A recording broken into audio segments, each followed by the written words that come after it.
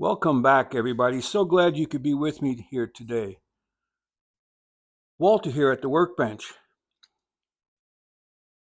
A question came up with a curiosity as to how much spring or how much distance there is between the chip breaker when the front edge is meeting the iron and how it actually works. So I don't know if you'll be able to see this all. The lighting's pretty bad, and this is a black stone. But you can see here on the conventional Stanley, it touches back here. There's a bit of spring to it. And you have at least the thickness of the blade, which is like 0.09, underneath it. Okay? I'm not even going to try to measure that. So you have quite a bit of spring on the modern, what I call the modern, meaning the Stanley Bailey patent planes. So this is a new old stock. I had showed you that once before. On the antique plane, which I had in my wood body jointer,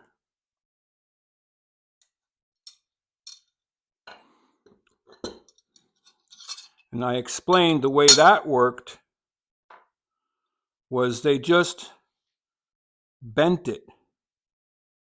Okay, they bent it. It's not curved. It's they just put that on top of something and they bent it down. So when you look at that, so that too has some spring and about 3/4 of the thickness of the metal itself. Okay?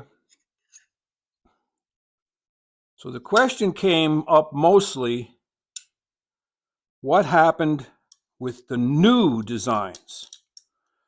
So I brought out the Clifton, and we'll take a look at that as well.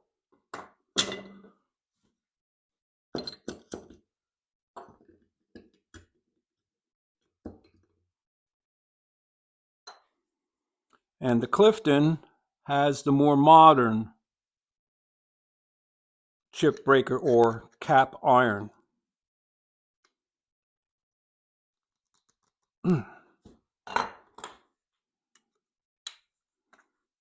There we go.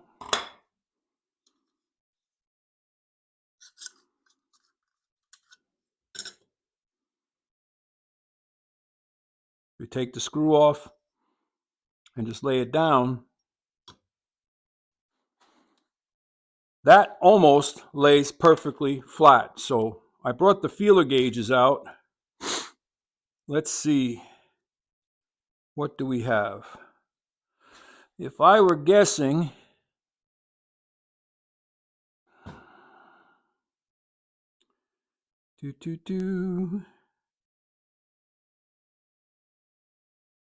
okay, 1/2 a millimeter or 0.020 inches. Okay, does not fit in there. How about half of that?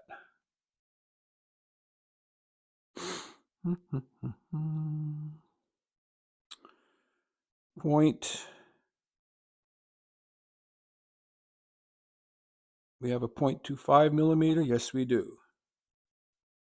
0.25 millimeter. Okay, that does fit in. Just barely at the front edge. Only at this front edge, not back here.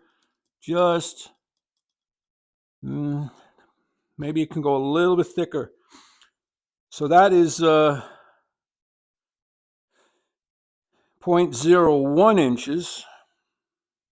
Let's see if we can go just a little bit thicker.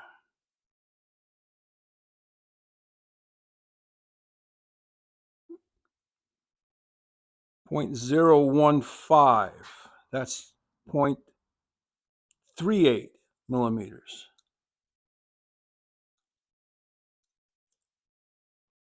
No, that does not fit in the front. So,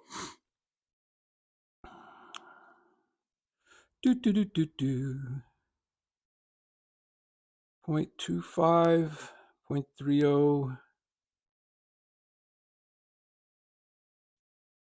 28,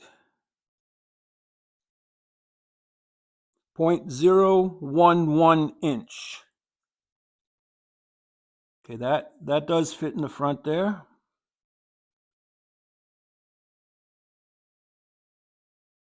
Which is 0.28 millimeter.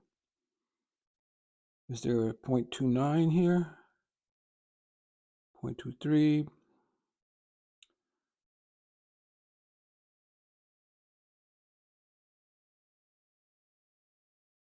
No. I either have 0.25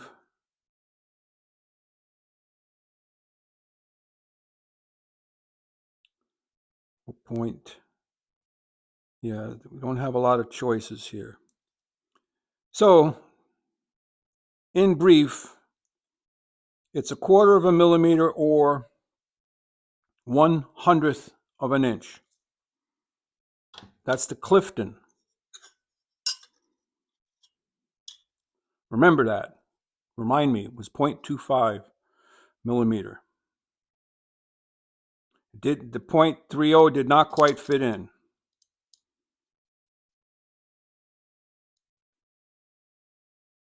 Okay. And as you can see, there isn't a whole lot of space there for this to clamp down. Now let's go to the Taylor Tools, which is also a modern style. Okay.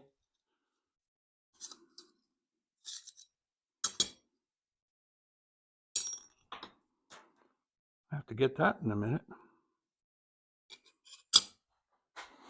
That has more. That has a bit more spring.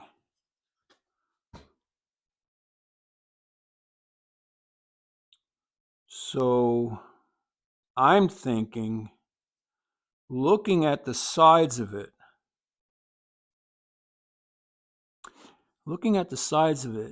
it almost looks like it was peened or bent a little bit.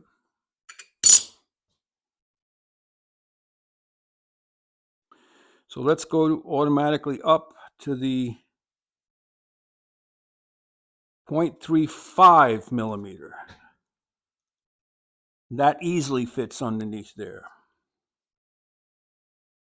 Let's go to a 0.40 millimeter. Also easily fits underneath there.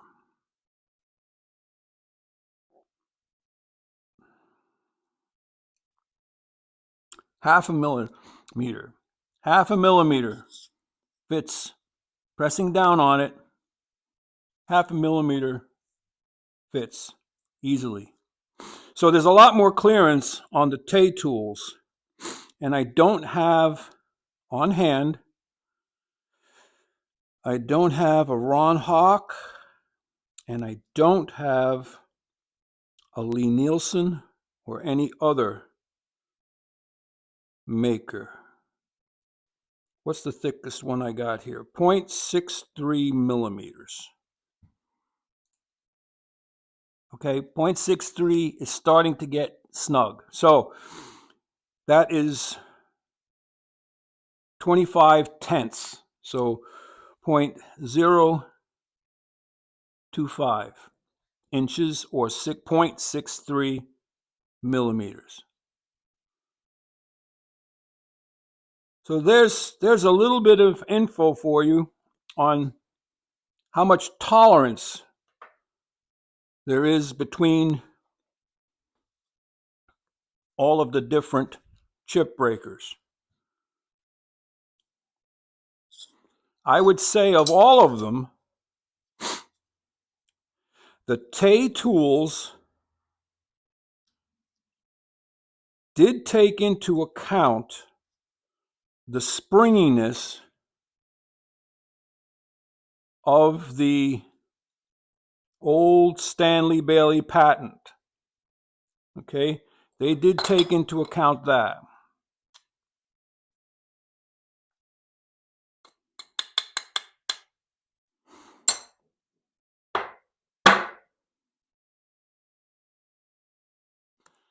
That was the Tay tools, and you can see there's a shadow line that goes pretty much all the way back to the screw. And that's telling me that there's spring tension between the blade and the chip breaker, just like the Stanley.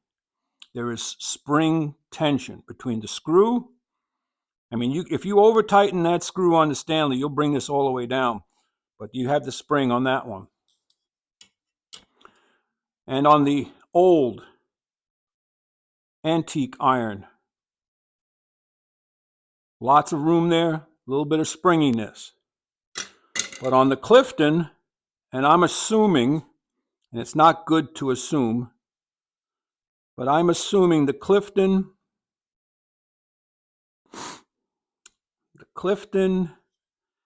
and the Lie-Nielsens, I don't remember what Veritas has, but you can see by the way this was machined out here, this was either ground or machined out, that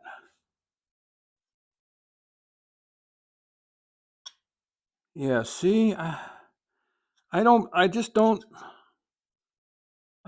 get that.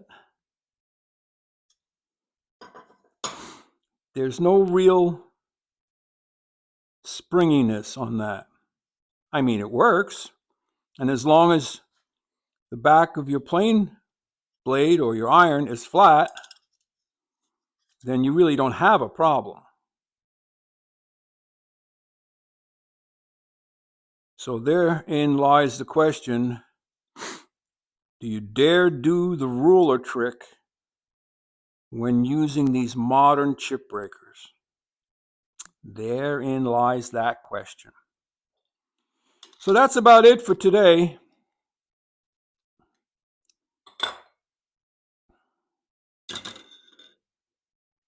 Let me know what you think.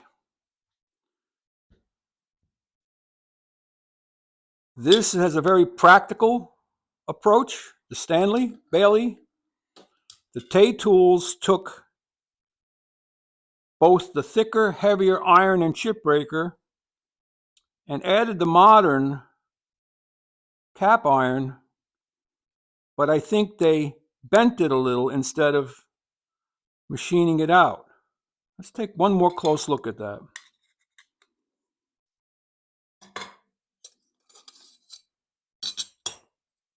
Yeah, see, there's no machining here, like where the Clifton had it. The only machining you have is where it meets, and that is because they bent it, and then they machined just that.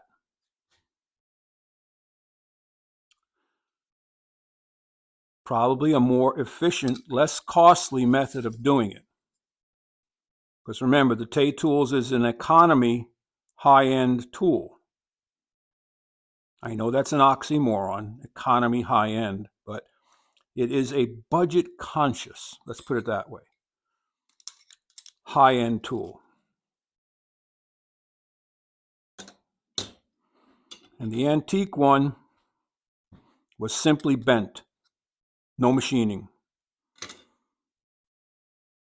Interesting. Thanks for stopping by. I really appreciate you visiting with me. I hope this was informational. Hope it was helpful to you. I would like to know how you feel about these different concepts, what yours are. If someone out there has, let's say, a Wood River, or you have a bench dog, or a Ryder or a Luban, Veritas. Let me know how those are machined. I'd be happy to include them in another review, but I don't have those tools here. Don't forget, like, subscribe, share, and head out to your shop. Go check out your tools, and don't forget to oil them and clean them. Walter out.